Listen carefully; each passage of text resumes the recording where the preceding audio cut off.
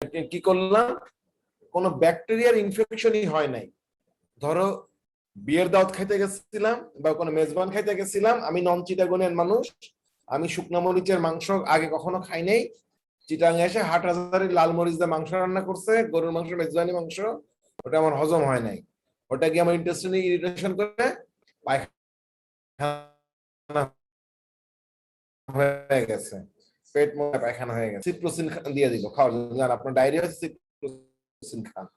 কিন্তু এখানে কোনো ব্যাকটেরিয়া ছিলই না, ছিল কি মরিচ, মরিচের মধ্যে যে ক্যাপসাইসিন আছে সেটা আমার ইন্টেস্টাইনাল এপিথেলিয়ামকে খুব ইরিটেট করছে, ইরিটেট করে মোটিলিটি বাড়াই দিচ্ছে, বাড়াই দিয়ে পেট চিপে চিপে পায়খানা বের করে দিচ্ছে, যা মরিচ খাইছে ওগুলো বের করে দিচ্ছে। এর কোনো ব্যাকটেরিয়া ছিলই না। তাহলে ব্যাকটেরিয়ার অনুপস্থিতিতে আমি অ্যান্টিবায়োটিক দিলাম, আমার ক্ষতিকর ব্যাকটেরিয়া ছিল না। কিন্তু হলো কি, আমার ইন্টেস্টাইনে কিছু উপকারী ব্যাকটেরিয়া আছে, তাই না? আমি বললাম ব্যাকটেরিয়াল ফ্লোরা, উপকারী ব্যাকটেরিয়া আছে। আমি যখন এরকম অ্যান্টিবায়োটিক দিচ্ছি অপ্রয়োজনে, তখন তারা গিয়ে উপকারী ব্যাকটেরিয়াকে মেরে ফেলে।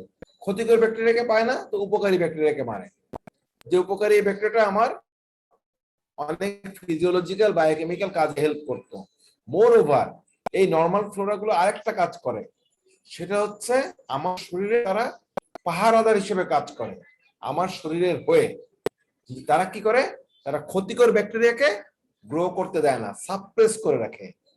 উপকারী ব্যাকটেরিয়া গুলো মানে bacterial flora harmful bacteria, pathogenic ব্যাকটেরিয়াকে সাপ্রেস করে রাখে। আমি যখন অপ্রয়োজনীয় অ্যান্টিবায়োটিক দিচ্ছি তখন উপকারী ব্যাকটেরিয়া গুলো মরে যায়। তখন কি হয়, ক্ষতিকর ব্যাকটেরিয়া এই সুযোগে মাথা চাড়া দিয়ে ওঠে। বুঝা গেছে? তাহলে আমি যদি অপ্রয়োজনে বা ভুল অ্যান্টিবায়োটিক ভুল সময়ের জন্য ভুল ডোজে দিই, তাহলে কি হতে পারে, এইভাবে ব্যাকটেরিয়া গুলো নিজেদেরকে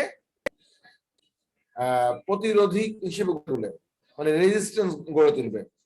তারপরে আর কি হতে পারে, ধরো আমি তুমি হার্টের রোগী, তোমাকে আমি ভুল ওষুধ দিলাম, অথবা আমি সঠিক ওষুধ দিচ্ছি, তুমি ঠিক মতো খাও নাই, এতে যে ক্ষতিটা হবে তাতে একমাত্র তুমি ভুগবা, আর কারো আর কেউ ভুগবে না। কিন্তু আমি যদি অ্যান্টিবায়োটিক এরকম ভাবে ভুল দিই বা তুমি খেতে গিয়ে ভুল করো, তখন ব্যাকটেরিয়া যে রেজিস্ট্যান্স ডেভেলপ করতেছে বা উপকারী ব্যাকটেরিয়া মরে গিয়ে ক্ষতিকর ব্যাকটেরিয়া গুলো মাথা চাড়া দিয়ে উঠতেছে, তখন কি হবে, ব্যাকটেরিয়া যে আমি বললাম যে মাত্র 20 মিনিটে সে তার সংখ্যা দ্বিগুণ করে ফেলে। এতে দেখা যায় কি, যদি একটা প্রতিরোধী ব্যাকটেরিয়া তৈরি হয়ে যায়, সেটা 24 ঘন্টা পার হইতে হইতে কয়েকশো কোটি তৈরি করে ফেলবে। তোমরা নিজেরা এটা প্রমাণ করে দেখতে পারো। এখন খাতা কলম নিয়ে বসো, প্রতি 20 মিনিটে ডাবল করে দেখো 24 ঘন্টায় কতবার হচ্ছে, 3 বার প্রতি ঘন্টায়, প্রতি ঘন্টায় 3 বার, তাহলে 24 ঘন্টায় 72 বার, 72 বার বংশ বিস্তার করবে, 72 প্রজন্ম তৈরি করবে। এই 72 প্রজন্মতে গিয়ে দেখো কয় কোটি হয়, কয়েকশো কোটি হয়ে যাবে 72 বার বংশ বিস্তার বল করতে গেলে। তার মানে দেখো, যদি একটা প্রতিরোধী ব্যাকটেরিয়া তৈরি হয়ে যায়, মাত্র 24 ঘন্টার মধ্যে সেটা কয়েকশো কোটি বংশ বিস্তার, বংশধর তৈরি করে ফেলবে। এবং তারপর একটা ব্যাপার, এই ব্যাকটেরিয়া আমার শরীরে তৈরি হলো প্রতিরোধী ব্যাকটেরিয়া, আমি কথা বলতেছি, আমার কথার সঙ্গে ব্যাকটেরিয়া বাতাসে ছড়ায় পড়লো, আমার আশেপাশে প্রচুর লোকজন আছে, তারাও সেটা নিয়ে নিল। তখন কি হলো, সে হয়তো বা কখনো ভুল অ্যান্টিবায়োটিক খায় নাই বা কোনো অ্যান্টিবায়োটিক খায় নাই, তার আগে কোনো অসুখ হয়ই নাই, সে এবার কি হলো, সরাসরি প্রতিরোধী ব্যাকটেরিয়া দ্বারা আক্রান্ত হয়ে গেল। এবং তখন কি হবে, তখন যে অ্যান্টিবায়োটিক তুমি তার বিরুদ্ধে দিচ্ছ, তুমি তো জানো যে আচ্ছা সালমোনেলা টাইফিডে ইনফেকশন হলে আমি সিপ্রোসিন দিব, ভালো হয়ে যাবে। কিন্তু তার শরীরে সালমোনেলা টাইফি তো অলরেডি ঢুকছে কোনটা, যেটা নিজেকে অলরেডি প্রতিরোধ ক্ষমতা তৈরি করে ফেলছে, সেরকম সালমোনেলা টাইফি। তুমি তো জানো না সেটা, তুমি দিবা সিপ্রোসিন, তার আর কাজ করবেই না, তখন তার ক্ষেত্রে ট্রিটমেন্ট ফেইলিউর হবে। এবং এইভাবে প্রতিরোধী ব্যাকটেরিয়া যদি আমার শরীর থেকে তোমার শরীরে যায়, তোমার শরীর থেকে আরেকজনের শরীরে, তার থেকে আরেকজনের শরীরে, এইভাবে একটা প্রতিরোধী ব্যাকটেরিয়া তৈরি হয়ে গেলে পুরো সোসাইটিতে সেটা ছড়ায় পড়বে। সেই জন্য অ্যান্টিমাইক্রোবিয়াল ইম্পর্টেন্স হচ্ছে কি, দেখা যায় কি পৃথিবীতে সবচেয়ে একক বৃহত্তম প্রেসক্রাইব গ্রুপ অফ ড্রাগ হচ্ছে এই অ্যান্টিমাইক্রোবিয়াল এজেন্টগুলো, অ্যান্টিবায়োটিক গুলো। এবং সেই একই antibiotic agriculture, animal husbandry, poultry সব জায়গাতে ব্যবহার করা হয়, মানে গরু ছাগল হাঁস মুরগি কৃষিকাজ সব জায়গাতে ব্যবহার করা হয়। এবং যার জন্য ইভেন দেখা যায় কি গরুতে যদি কোনো ইনফেকশন হয় এবং গরুকে যদি অ্যান্টিবায়োটিক দেওয়া হয়, সেই গরুর মাংস গরুর দুধ আমি খাইলাম এবং সেইখানে যদি কোনো প্রতিরোধী ব্যাকটেরিয়া হয় সেটা দুধ মাংসের মাধ্যমে আমার শরীরে চলে আসতে পারে, ডিমের মাধ্যমে চলে আসতে পারে, মাছের মাধ্যমে চলে আসতে পারে, মুরগির মাংসের মাধ্যমে আমার শরীরে এরকম প্রতিরোধী ব্যাকটেরিয়া চলে আসতে পারে। তার মানে কি এটা খুব দ্রুত এক মানুষ থেকে আর এক মানুষ, এক প্রাণী থেকে আর এক প্রাণীতে ছড়ায় যাবে, বা প্রাণী থেকে মানুষে ছড়ায় যাবে প্রতিরোধী ব্যাকটেরিয়া। প্রতিরোধী ব্যাকটেরিয়া যত ছড়ানো তার মানে আমার অ্যান্টিবায়োটিক তত বেশি অকার্যকর।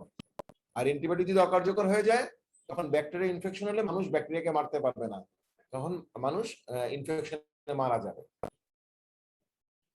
এই জন্য বলা হয় ইমার্জেন্সি অফ রেজিস্ট্যান্স। আমরা যদি এরকম ভুল, তাহলে অ্যান্টিমাইক্রোবিয়ালের ক্ষেত্রে আমরা এটা একটা বড় রিস্ক যে আমি যদি ভুল অ্যান্টিবায়োটিক দিই, ভুল সময়ের জন্য দিই, ভুল ডিউরেশনে দিই, ভুল ডোজে দিই, তাহলে বা একেবারে অপ্রয়োজন অ্যান্টিবায়োটিক দিই, তাহলে আমার এই ধরনের রেজিস্ট্যান্স ডেভেলপ করতে পারে ব্যাকটেরিয়া। এবং অ্যান্টিবায়োটিক হচ্ছে সোশ্যাল ড্রাগ। সোশ্যাল ড্রাগ কোন সেন্সে বললাম, যে হার্টের ওষুধ ভুলভাবে খেলে শুধুমাত্র হার্টের রোগীটার ক্ষতি হয়, আশেপাশের কারো ক্ষতি হয় না। কিন্তু অ্যান্টিবায়োটিক ভুল করলে ডাক্তার বা রোগী যে ভুল করুক না কেন, তখন শুধু রোগীর আত্মীয় স্বজন নেই, ইভেন ডাক্তারও ক্ষতিগ্রস্ত হবে, তাই না? আমি প্রথমে ভুলভাবে তোমাকে চিকিৎসা করলাম ভুল অ্যান্টিবায়োটিক দিয়ে, তোমার শরীরে প্রতিরোধী ব্যাকটেরিয়া তৈরি হলো, পরবর্তীতে তুমি আবার আমার কাছে আসলা, তুমি আমার কাছে এসে আমার সঙ্গে কথাবার্তা বলতে গেলে এখন নেই করোনার ভয়ে মাস্ক পরা হচ্ছে, আগে তো মাস্কও পরা হতো না, তাই না? কথা বলতেছে খুব কাছে এসে ডাক্তারের, বা একটা হাঁচি কাশি দিল, কয়েক কোটি ব্যাকটেরিয়া সে ডাক্তারের মুখের সামনে ছেড়ে দিল, ডাক্তার নিজের অজান্তে সেটা নিঃশ্বাসে টেনে নিজের শরীরে সে ব্যাকটেরিয়া টেনে নিয়ে গেল। তার মানে কি হলো, ডাক্তার ভুল করে প্রতিরোধী ব্যাকটেরিয়া তৈরি করছে ভুল অ্যান্টিবায়োটিক দিয়ে, রোগী সেটা নিজের শরীরে তৈরি করে আবার ডাক্তারের কাছে এসে হাঁচি কাশি কথাবার্তার মাধ্যমে আবার ডাক্তারকে সেটা ফেরত দিয়ে গেল, ডাক্তার সেটা তার ঘরে নিয়ে গেল, ঘরে তার বউ ছেলে মেয়ে বাপ মা আক্রান্ত হলো, এইভাবে সেখান থেকে অন্যরা। তার মানে কি, যদি একটা প্রতিরোধী ব্যাকটেরিয়া তৈরি হয় শুধুমাত্র রোগীর গোষ্ঠী আক্রান্ত হবে না, ডাক্তারের গোষ্ঠী আক্রান্ত হবে। অর্থাৎ নগরে যদি আগুন লাগে দেবালয় রক্ষা পায় না। অর্থাৎ ডাক্তারের খুশিতে আত্মহারা হওয়ার কোনো সুযোগ নাই। তাই অ্যান্টিবায়োটিকের প্রেসক্রিপশন বা ব্যবহারের সময় ডাক্তার এইটুকু চিন্তা মাথায় রেখেই কিন্তু দিতে হবে, আদৌ কি অ্যান্টিবায়োটিক লাগবে কিনা, বা সঠিক অ্যান্টিবায়োটিকটা আমি দিচ্ছি কিনা, বা সঠিক সময়ের জন্য দিচ্ছি কিনা, সঠিক ডোজে দিচ্ছি কিনা। এইগুলো যদি আমি ঠিকঠাক করে না দিই তাহলে রোগীর ক্ষতি হোক আর না হোক ভবিষ্যতে আমার ক্ষতি হওয়ার যথেষ্ট সম্ভাবনা থেকে যায়। আমি বুঝাতে পারছি ইম্পর্টেন্স অফ অ্যান্টিমাইক্রোবিয়াল? বুঝতে পারছো কিনা কথাটা? বুঝছো? জি স্যার। হার্টের রোগী ভুল ওষুধ দাও একা মরে যাবে, আর কারো কোনো ক্ষতি হবে না, রোগীর বাপ মা আত্মীয় স্বজনের ক্ষতি হবে না, ডাক্তারের ক্ষতির কোনো ভয়ই নাই।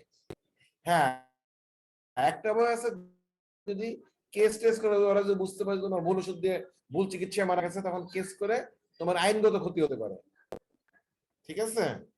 কিন্তু শারীরিক কোনো ক্ষতির ভয় নাই। কিন্তু তুমি যদি ডাক্তার হিসেবে অ্যান্টিবায়োটিকের ক্ষেত্রে ভুল করো, তোমার নিজেরই আক্রান্ত হওয়ার ভয় আছে শারীরিক ভাবে। আমি বোঝাতে পেরেছি কিনা? অ্যাকর্ডিং ইভেন আরো একটা কাজ করা হয়, অ্যান্টিবায়োটিক গুলো শুধুমাত্র পশু পাখি হাঁস মুরগির গরু ছাগলের ইনফেকশনের চিকিৎসায় ব্যবহার হয় শুধু তাই না, ইভেন ওটাকে খুব লো ডোজে স্বল্প মাত্রায় গরু ছাগল হাঁস মুরগিকে খাওয়ানো হয়, তখন এটা কোনো ব্যাকটেরিয়াকে মারে না, তখন এটা গ্রোথ প্রমোটার হিসেবে কাজ করে, গ্রোথ ফ্যাক্টর হিসেবে কাজ করে, খুব দ্রুত গরু ছাগল হাঁস মুরগি শারীরিক বৃদ্ধি করায়, মাংসের পরিমাণ বাড়ায়, গ্রোথ প্রমোটার হিসেবে ব্যবহার করা হয়। এই গ্রোথ প্রমোটার হিসেবে দিলে যেটা হয় খুব দ্রুত ওদের শারীরিক বৃদ্ধি ঘটে, কিন্তু ক্ষতি যেটা হয়, ওর শরীরে ব্যাকটেরিয়া গুলো অ্যান্টিবায়োটিকের গঠনটাকে চিনে ফেলে, অ্যান্টিবায়োটিক কিভাবে ব্যাকটেরিয়াকে মারে সেটা চিনে ফেলে। সেই অনুযায়ী ব্যাকটেরিয়া গুলো ওই গরু ছাগল হাঁস মুরগির শরীরে আগেই তাদের ডিফেন্স সিস্টেমটাকে ডেভেলপ করে ফেলে। পরবর্তীতে তুমি খাচ্ছ, তখন ওর শরীরে যদি কোনো ব্যাকটেরিয়া থাকে সেগুলো ডিফেন্স আগেই তৈরি হয়ে থাকে। তুমি যখন খাবা, তোমার শরীরে যদি কোনো ইনফেকশন করে, তখন ওই পার্টিকুলার যে অ্যান্টিবায়োটিক রেজিস্ট্যান্স ডেভেলপ করছিল, সেই অ্যান্টিবায়োটিক তুমি যখন নিজের ইনফেকশনের জন্য দিবা, তখন দেখা যাবে যে আর তোমার শরীরে কাজ করতেছে। কারণ তুমি তো ওই গরু ছাগল হাঁস মুরগি খায় ওই ব্যাকটেরিয়া তোমার শরীরে তুমি নিয়েই ফেলছো, সেই ব্যাকটেরিয়া এবার তোমার শরীরে বংশ বিস্তার করা শুরু করছে। এবং যে অ্যান্টিবায়োটিক দিয়ে গ্রোথ প্রমোটার হিসেবে কাজ করেছিল, সেই অ্যান্টিবায়োটিক এখন তুমি যখন ডিজিজের ট্রিটমেন্টে দিবা, ইনফেকশন কন্ট্রোল করার জন্য, তখন আর কাজ করবে না। এই হলো বিপদ। অ্যান্টিবায়োটিক গ্রোথ প্রমোটার হিসেবে ব্যবহার করা উচিত না পোল্ট্রি বা ডেইরি ফার্মে, তখন এই ভয়টা থেকে যায়।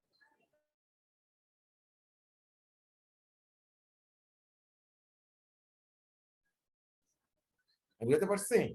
জি sir. According to origin, antimicrobial বলে অ্যান্টিবায়োটিক, কেমোথেরাপি এবং সেমিস্টিক, যারা ওই by product of microorganism, অর্থাৎ আমরা সরাসরি ব্যাকটেরিয়া থেকেই আমরা তৈরি করি যে অ্যান্টিবায়োটিক গুলো, যে কেমোথেরাপিউটিক এজেন্ট, তাদেরকে আমরা বলি অ্যান্টিবায়োটিক।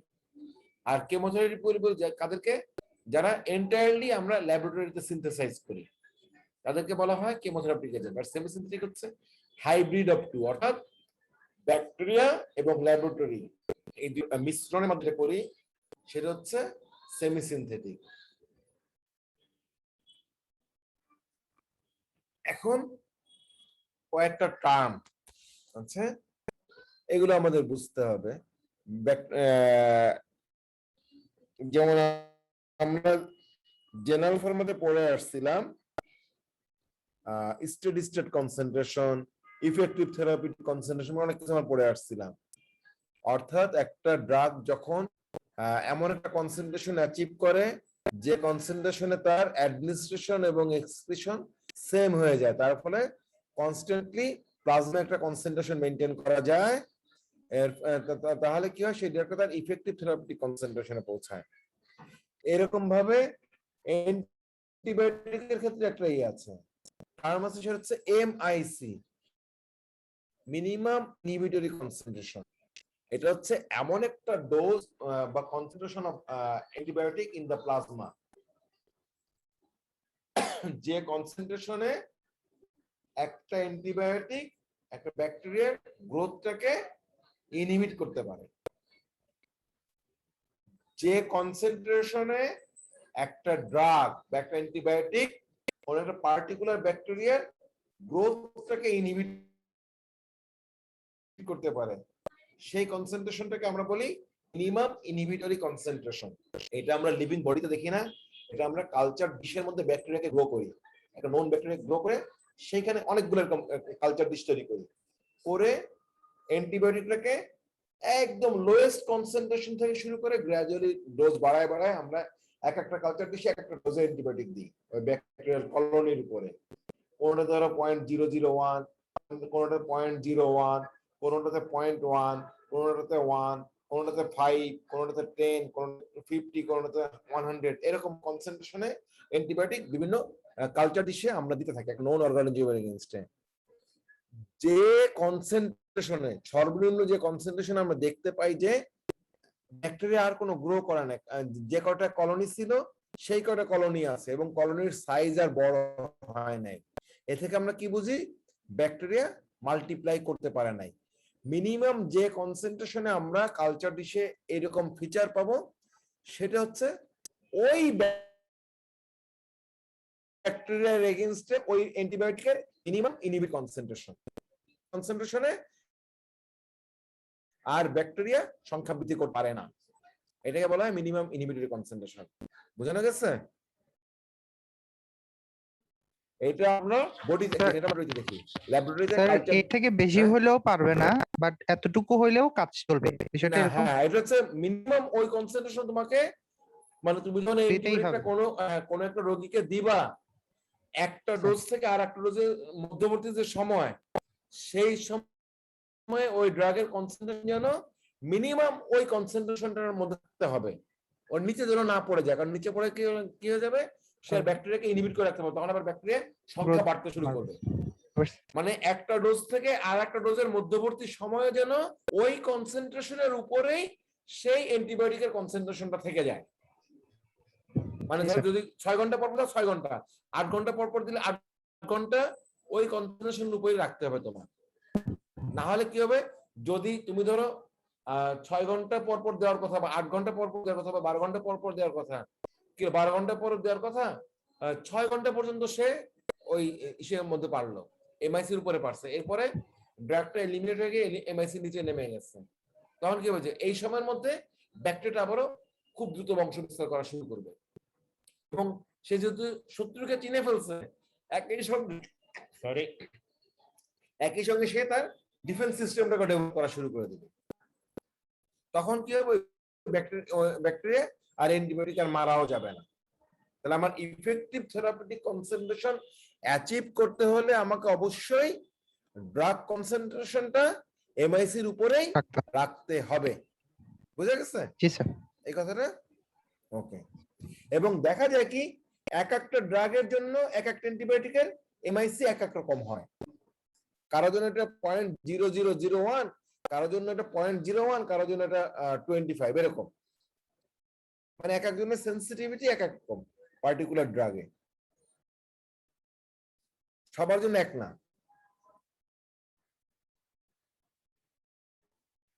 Importance of MIC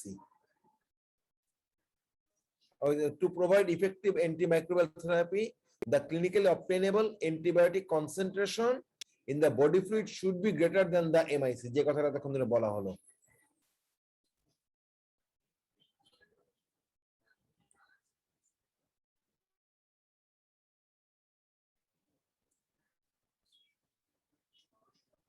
এখন দেখো এমআইসি, ধরো কোন ড্রাগের এমআইসি কম, এটা দেখে আমরা ওই ড্রাগটাকে খুব বেশি কার্যকর ভাবলেও কিন্তু আমরা অনেক সময় আমরা ভুল করতে পারি। ধরো একটা ড্রাগের এমআইসি অনেক কম, তার মানে কি ড্রাগটা খুব কম কনসেন্ট্রেশনে ব্যাকটেরিয়ার গ্রোথকে ইনহিবিট করে দিতে পারে। এটা দিয়ে কি বোঝায়, ড্রাগটার অ্যাক্টিভিটি অনেক ভালো, তাই না?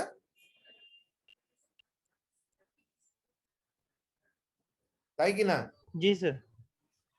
কিন্তু সেই খুশিতে আমি যদি ড্রাগটা দিয়ে দিই, তারপর আমার অনেক সময় অন্য ফ্যাক্টর গুলোকে যদি আমি কনসিডারেশনে না নিই, তাহলে আমার এখানে আমার ভুল হতে পারে। কেমন ভুল? যেমন ধর একটা ড্রাগ হাইলি ওয়াটার সলিউবল, এটা তো ওরালি দিলে হবে না, প্যারেন্টারালি দিতে হবে। আচ্ছা দিলাম প্যারেন্টারালি, আর ইনফেকশনটা আমার ব্লাডে নাই, ইনফেকশন হচ্ছে আমার সেলের মধ্যে,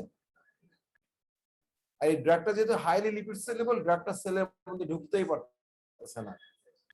কিন্তু এমআইসি অনেক কম, এই ড্রাগটা আমি যত দিই না কেন, সে কি সাইট অফ ইনফেকশনে পৌঁছাতে পারবে? টিস্যুর মধ্যে ঢুকতে পারবে? পারবে না, highly lipid soluble water soluble হওয়ার কারণে।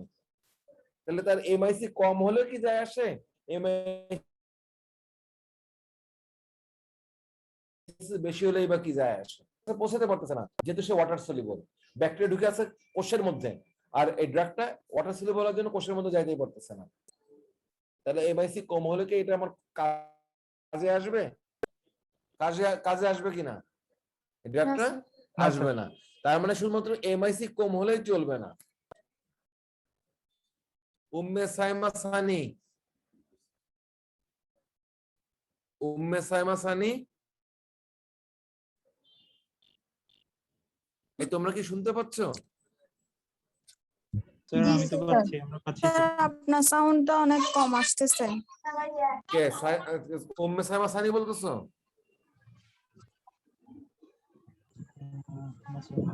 সাউন্ডটা কি সবাই কম পাচ্ছ?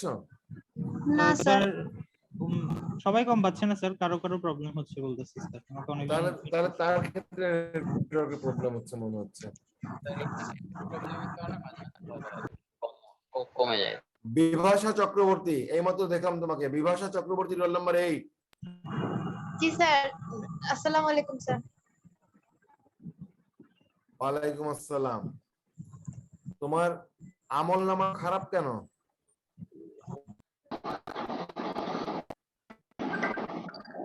আমল নামা তো খারাপ কেন?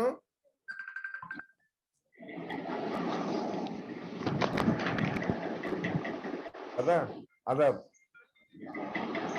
আমি ক্লাস নিচ্ছি, আমি একটু পরে আপনাকে রিং ব্যাক করি দাদা।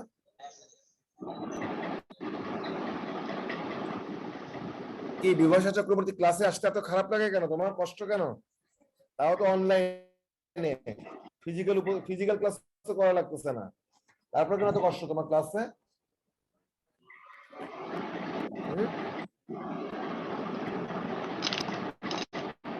বিভাষা,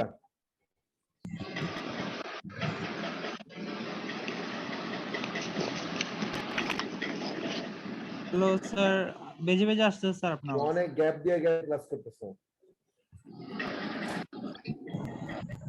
স্যার আসলে কানেক্ট হইতে দেরি হতো তো প্রথম দিকে, এখন আমার নেটওয়ার্কটা চেঞ্জ করছে, এইজন্য শুরু থেকে থাকতে পারি। আর আগে কানেক্ট হইতে দেরি হয়ে যেত নেটওয়ার্কের প্রবলেমের জন্য। আচ্ছা ঠিক আছে, তাহলে এমআইসি শুধুমাত্র আমার ফ্যাক্টর একমাত্র একটা অ্যান্টিবায়োটিক কতটা ইফেক্টিভ বুঝতে গেলে একই সঙ্গে ওই অ্যান্টিবায়োটিকটার টিস্যু পেনিট্রেশন ক্যাপাসিটিটা আমার কনসিডারেশনে নিতে হবে। যদি ইনফেকশনটা টিস্যুতে হয়, যেমন ধরো নিউমোনিয়া হলে আমার ইনফেকশনটা কোথায়, ব্লাডে নাকি লাংস এর মধ্যে? আমার যদি নিউমোনিয়া হলে ইনফেকশনটা কোথায় হচ্ছে, লাংয়ে হচ্ছে নাকি ব্লাডে হচ্ছে ইনফেকশন? লাংয়ে। লাং মানে টিস্যুর মধ্যে। আর ধরো অ্যামাইনোগ্লাইকোসের খুব লো এমআইসি, খুবই লো এমআইসি, কিন্তু এটা কোনো টিস্যু পেনিট্রেশন ক্ষমতাই নাই।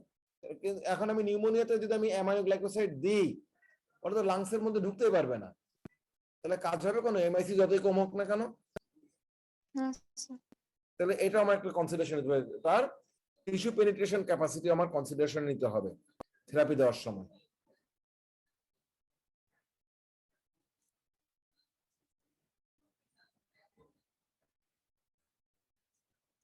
তারপরে আরেকটা ব্যাপার মাথায় রাখতে হবে, ড্রাগটা এমআইসির কত উপরে থাকতেছে এবং কতক্ষণ ধরে থাকতেছে, তাহলে সেই ড্রাগটা কি হবে, থেরাপিউটিক অ্যাক্টিভিটি তত বেশি থাকবে।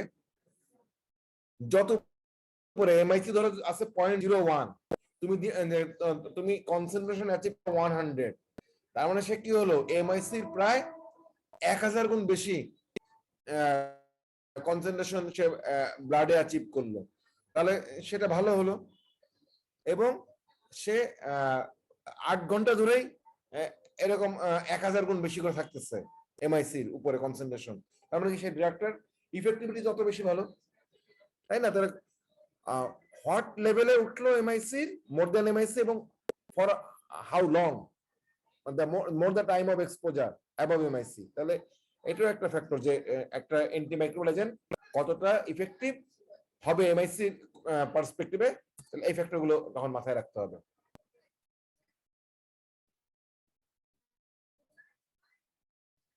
এখন ধরো আমি বললাম যে এমআইসি কম, সেই খুশিতে আমি দিলাম, কিন্তু ড্রাগটা টিস্যু পেনিট্রেশন খারাপ, তখন কি হবে, কাজ করবে না ড্রাগটা। তার মানে কি আমি এমআইসি কে ওভার এস্টিমেট করছিলাম, আমি তো টিস্যু পেনিট্রেশন ক্ষমতাকে কনসিডারেশন না নিয়ে আমি শুধুমাত্র এমআইসি দেখে আমি ওভার এস্টিমেট করে তাকে ড্রাগটা দিয়ে ফেলছিলাম, তাহলে আমি ওভার এস্টিমেট করছি। আবার অনেক সময় আমি এমআইসি কে আন্ডার এস্টিমেটও করতে পারি, মানে এমআইসি অনেক হাই দেখে, আরে এইটার তো এমআইসি লাগে 10, এত এমআইসি, এত এত হাই কনসেন্ট্রেশনে ড্রাগটা রাখা, এই ড্রাগ আমি দিব না, এরকম আমি করতে পারি। কিন্তু এটা আমি তাকে আন্ডার এস্টিমেট করতে পারি কখন কখন, if MIC is high but the drug has less tissue binding, মানে ড্রাগটা তেমন একটা প্লাজমা প্রোটিনের সঙ্গে বাইন্ড করে থাকে না, বা কোনো টিস্যুতে বাইন্ড করে থাকে না, সরাসরি ফ্রি থেকে সে ব্যাকটেরিয়ার সাইট অফ ইনফেকশনে পৌঁছে যেতে পারে। তখন কি হয়, তখন সে ড্রাগটা খুব র্যাপিডলি তার রেসপন্স তৈরি করতে পারে। তাই তার এমআইসি হাই হলেও তার যদি টিস্যু বাইন্ডিং কম থাকে, টিস্যু বাইন্ডিং, টিস্যু পেনিট্রেশন বলি না, বাইন্ডিং টার্মটা খেয়াল করো, টিস্যু বাইন্ডিং কম, প্লাজমা প্রোটিন বাইন্ডিং কম, তাহলে ড্রাগটা খুব র্যাপিডলি সাইট অফ অ্যাকশনে ফ্রি অবস্থায় অ্যাভেলেবল হবে। তাহলে তার এমআইসি হাই হলেও ড্রাগটা আমার কি করবে, ইফেক্টিভ হবে তার এমআইসি হাই হওয়া সত্ত্বেও। তার মানে শুধুমাত্র এমআইসি একমাত্র কনসিডারিং ফ্যাক্টর না, ডিটারমিনিং ফ্যাক্টর না, আরো কিছু ফ্যাক্টর আছে।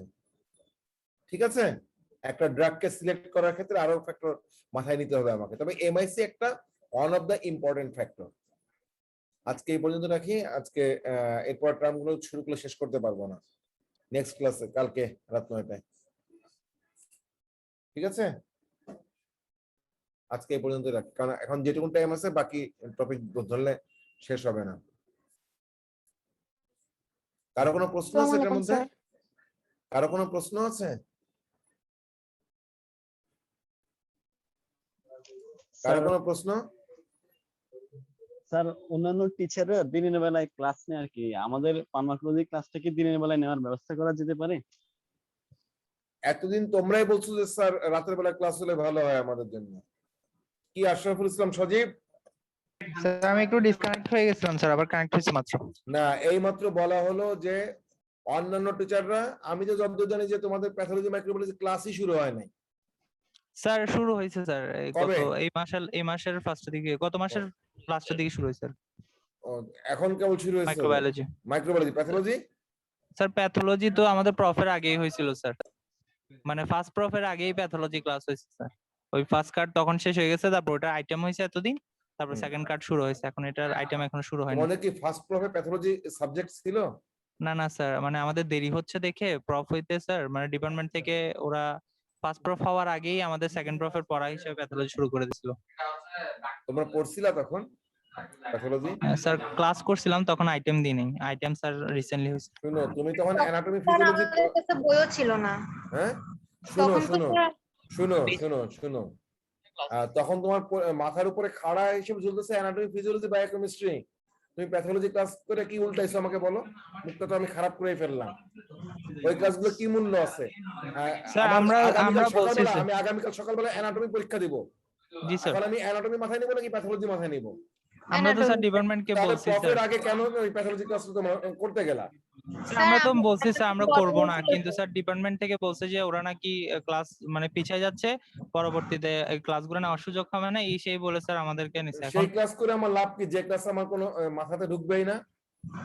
স্যার আমাদের এমন কি স্যার, ফার্স্ট প্রফের পরীক্ষার্থী হিসেবে সেকেন্ড প্রফের পরীক্ষার আগ মুহূর্তে নেওয়া সম্ভব কিনা? আমি এরকম সুপার ন্যাচারাল স্টুডেন্ট পাইনি অবশ্য। স্যার আমরা তো বলার চেষ্টা করছি স্যার, এমনকি এমবিবিএস স্টুডেন্টদের কিন্তু ওভাবে শুরু হয় নাই স্যার, যা শুরু হয়েছে আমাদেরই হয়েছে, মানে আমাদের উপরই এমবিবিএস এরকম করেছিল, এরকম অন্য সাবজেক্ট করেছিল। আমার কাছে যখন স্টুডেন্টরা নক করছিল, আমি বলছি তোমাদের সেকেন্ড প্রফ না যাওয়া পর্যন্ত আমি তোমাদের ফার্মাকোলজি ক্লাস শুরু করব না, কারণ আমি জানি ওই পড়া কোনো মূল্য নাই। শুধু নাম কাগজে উপস্থিতি দেওয়া যদি একমাত্র উদ্দেশ্য হয়ে থাকে, শুধু এটাই ফুলফিল করবে, উপস্থিতির চাহিদা পূরণ করা ছাড়া আর কোনো চাহিদা পূরণ করবে না। এই ক্লাস আমি ক্লাস নিইনি তখন। জি স্যার।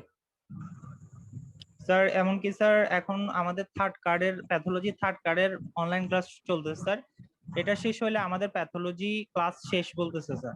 এখন স্যার আমরা জানি না এটা কত।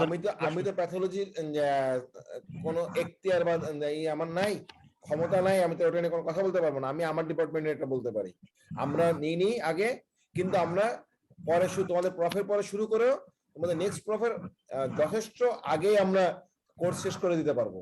এই দেখো তাহলে এবার তোমার কথা দিয়ে ধরে দিই, তোমাদের থার্ড কার্ড হলেই তোমাদের শেষ হয়ে যাবে প্যাথোলজি বলতেছো, তাই না?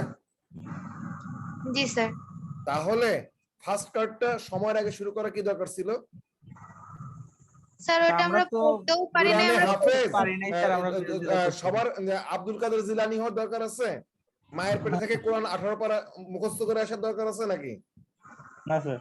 স্যার না, আমরা তো বলছিলাম স্যার যে আমাদের না, মানে তোমাদের ওভাবে তোমাদের হবে না। আব্দুল কাদের জিলানী হওয়ার দরকারটা কি ছিল? তোমরা তখন কেন আপত্তি জানাও না? তোমরা কেন প্রিন্সিপাল অফিসে স্যার, বা তোমরা কেন তখন অনলাইন ক্লাসের কোঅর্ডিনেটর অজয় ঘোষের সঙ্গে যোগাযোগ করো নাই?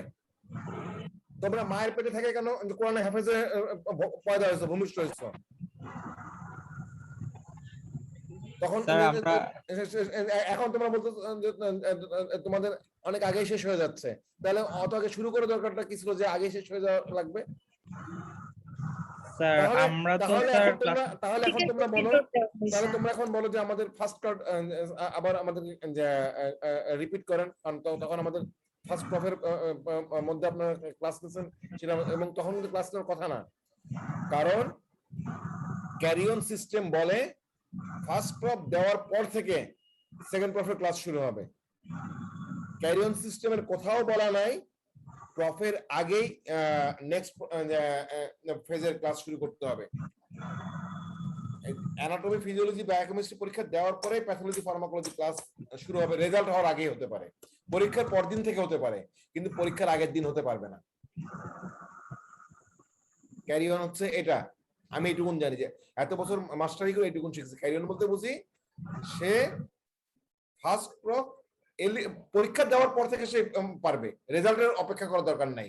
তারপর ফার্স্ট প্রফে ফেল করলেও সে সেকেন্ড প্রফের ক্লাস কন্টিনিউ করতে পারবে, এটাকে বলে ক্যারি অন। কিন্তু ফার্স্ট প্রফ দেওয়ার আগেই সেকেন্ড প্রফের ক্লাস শুরু করবে, এটাকে ক্যারি অন বলে না। ঠিক আছে, ঠিক আছে, আমি তোমাদের এই ইস্যুটা আমি করব, আমি অনলাইন ক্লাস কোঅর্ডিনেটরকে আমি জানাবো, তাকে আমি বলবো সেজন্য আর একটা নোটিশ দেওয়ার চেষ্টা করে যে যে সমস্ত স্টুডেন্টদের ফার্স্ট প্রফ হওয়ার আগেই সেকেন্ড প্রফের ক্লাস শুরু হয়ে গেছিল সেই ক্লাসগুলো যেন রিপিটেশন করা হয়, সেরকম একটা নোটিশ দিতে বলবো আমি তাকে। স্যার আমি আপনার ডিপার্টমেন্টে কথা বলছিলাম, ম্যাডামরা বলছিল যে তোমরা যদি চাও ওইগুলো শেষ হলে পরে হয়তো আবার নেওয়া হবে, ওরকম বলছে, কিন্তু মানে অফিসিয়ালি মানে একটা সিরিয়াল ধরে প্রথম থেকে শেষ। এখন এখন আমার কথা হচ্ছে ফার্স্টে পড়ানো হয়েছে কি বেসিক কথাবার্তাগুলো, তাই না? জি স্যার।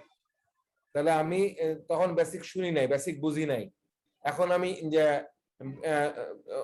বিল্ডিং এর ফাউন্ডেশন না দিয়ে 10 তলা আমি কেমন করে ছাদ ঢালাই করব? আমি যদি ফার্মাকোডাইনামিক, ফার্মাকোকাইনেটিক না বুঝে যদি আমি যে তোমাকে সরাসরি এসে চলে যেতাম সিস্টেমিক ফার্মাকোলজিতে, তখন তুমি যে বায়ো ট্রান্সফরমেশন কি, প্লাজমা প্রোটিন কি, প্লাজমা অফ লাইফ কি, স্টেডি স্টেট কনসেন্ট্রেশন কি, তুমি এগুলো বুঝতা? বুঝতা কি না আমাকে বলো না। না স্যার। তাহলে আমি তো আর অন্য ডিপার্টমেন্টের দায়িত্ব নিতে পারবো না, আমি আমারটুকুন বুঝি, যার জন্য আমি আমাকে স্টুডেন্টরা তখন নক দেওয়া সত্ত্বেও আমি ক্লাস নিইনি। জি স্যার। এবং আমি এটাও জানি যে আমি যদিও তখন নিলে তারপরে আমার নেক্সট প্রফের আগেই আমার ক্লাস শেষ হয়ে যাবে। শুধু শেষ হবে তাই না, অন্য যে কোনো, এটা চ্যালেঞ্জ করে বলতেছি, অন্য যে কোনো ডিপার্টমেন্টের চাইতে pharmacology total number of class যদি যোগ করো সবচেয়ে বেশি ক্লাস হবে ফার্মাকোলজি। অবশ্যই বেশি অবশ্যই। আমার আজকে 26 নম্বর ক্লাস চলতেছে। জি স্যার। তাহলে আমার আগে শুরু করে লাভটা কি হয়েছে? ক্লাসের সংখ্যাও বাড়াইতে পারি নাই, আবার স্টুডেন্টকে ক্লাসে টেনেও আনতে পারি নাই, শুধুমাত্র আমি নিজে ক্লাস নিয়ে গেছি। যাকগে, ঠিক আছে, আমি এই পর্যন্ত রাখি। জি স্যার।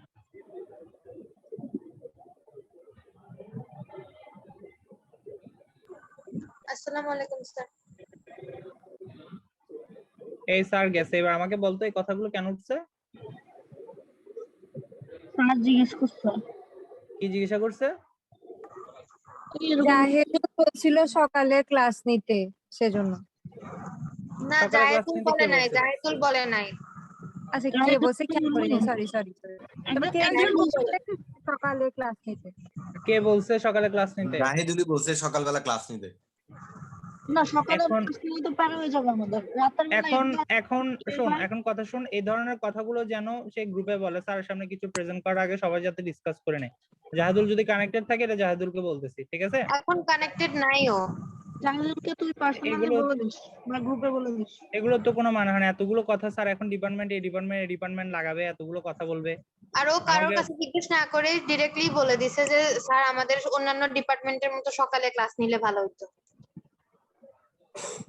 এটা ওর পয়েন্ট বুঝছি যে ওর ওর ডিস্টার্ব হচ্ছে বা ও এটা বুঝাইতে যাচ্ছে। এখন এটা আগে আমাদেরকে বলতে হবে তো, ডিসকাস আমাদের সাথে করতে হবে তো। এখানে স্যার তো এখন যাইয়ে অজয় স্যারকে বলবো, অজয় স্যার আবার আমার থেকে জিজ্ঞাসা করবে কে ক্লাস নিছে, কেন নিছে, কিভাবে নিছে।